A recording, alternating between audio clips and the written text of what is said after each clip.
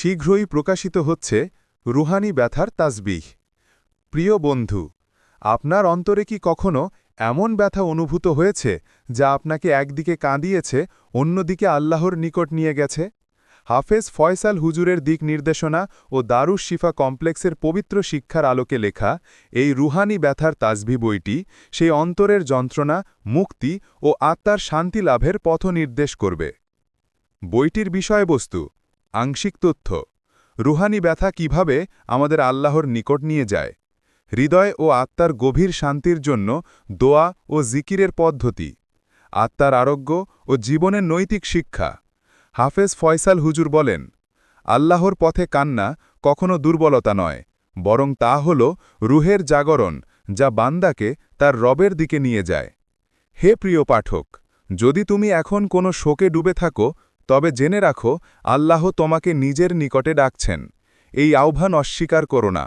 তোমার ব্যথাকে তাসবিহ বানাও, আর প্রতিটি শ্বাসে বলো, ইয়া আল্লাহ, তোমারই দিকে আমার ফেরত।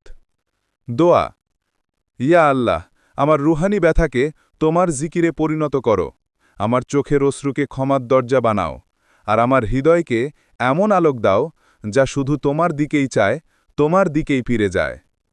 শীঘ্র প্রকাশিত হবে।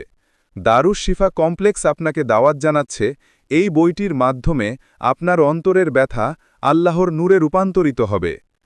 যোগাযোগ: দারুশ শিফা কমপ্লেক্স, ঠিকানা খিলপাড়া, বেতকা বাজার, টঙ্গিবাড়ি, মুন্সিগঞ্জ।